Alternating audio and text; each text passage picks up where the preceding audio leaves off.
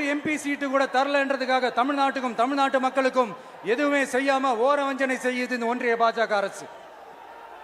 சங்கம் வச்சு தமிழ் வளர்த்த மண் இந்த மதுரை மண்.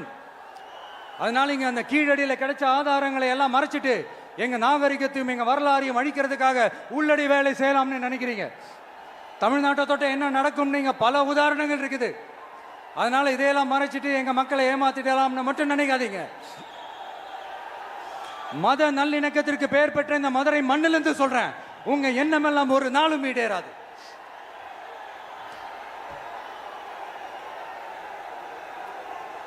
எம்ஜிஆர்னா யார் தெரியும்ல, அவர் மாஸ்னா என்னன்னு தெரியும்ல.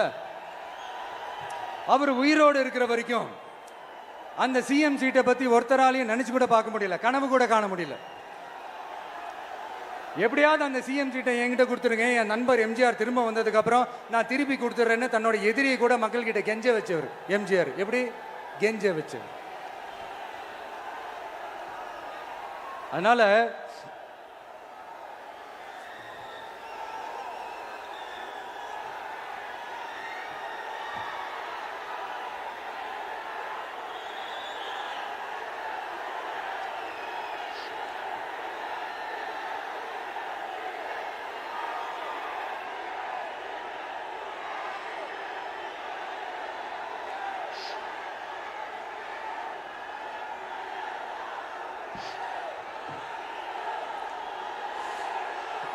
ஆனா இப்போ அவர் ஆரம்பிச்ச அந்த கட்சியை, எம்ஜிஆர் அவர்கள் ஆரம்பிச்ச அந்த கட்சியை கட்டி காக்கிறது யாரு? இன்னைக்கு அந்த கட்சி எப்படி இருக்குது அதை நான் சொல்லிதான் உங்களுக்கு தெரியணுமா? அப்பாவி தொண்டர்கள் அதை வெளியில சொல்ல முடியாம வேதனையில தவிக்கிறாங்க. 2026 சட்டமன்ற தேர்தலில் யாருக்கு ஓட்டு போடணும், எப்படிப்பட்ட ஆட்சி இங்க அமையணும்னு அந்த அப்பழுக்கற்ற அந்த தொண்டர்களுக்கும் ரொம்ப நல்லாவே தெரியும். அதனால என்ன வேஷம் போட்டுக்கிட்டு பாஜக இங்க தமிழ்நாட்டுக்குள்ள வந்தாலும் அவங்க வித்தை எல்லாம் இங்க வேலைக்கே ஆகாது.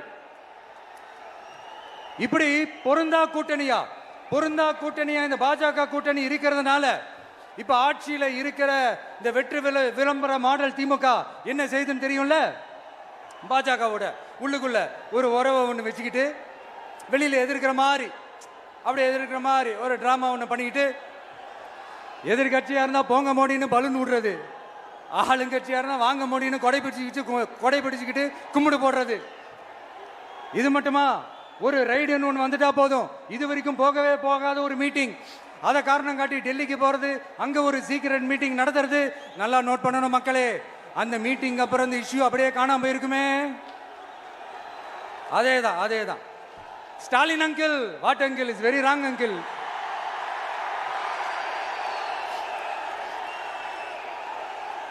இப்படி தமிழ்நாட்டில் இப்ப நடக்கிற இந்த ஆட்சியினுடைய லட்சணத்தை பார்த்துக்கிட்டு நாம எப்படி சும்மா இருக்க முடியும்?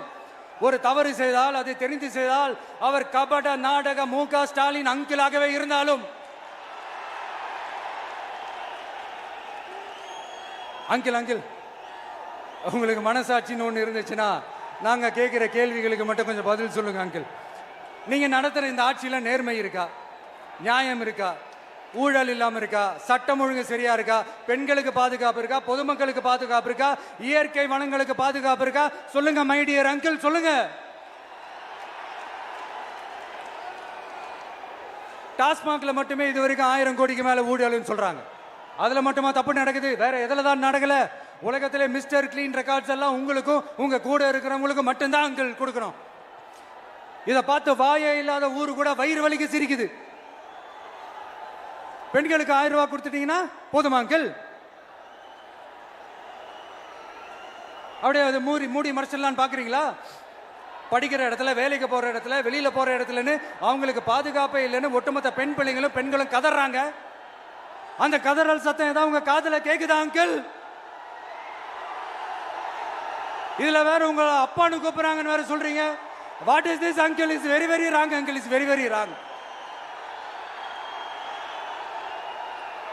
பெண்களுக்கு மட்டுமா பொய் வாக்குறுதி கொடுத்து ஏமாத்துறீங்க? அரசு ஊழியர்கள், ஆசிரியர்களை ஏமாத்துறீங்க, விவசாயிகளை ஏமாத்துறீங்க, பரந்தூர்ல பாதிப்பே வராதுன்னு சொல்லி ஏமாத்துறீங்க, மீனவர்களை ஏமாத்துறீங்க, போதைப் பொருள் கலாச்சாரத்தை ஒழிக்காம ஏமாத்துறீங்க. ஐயோ very very first uncle, very very first.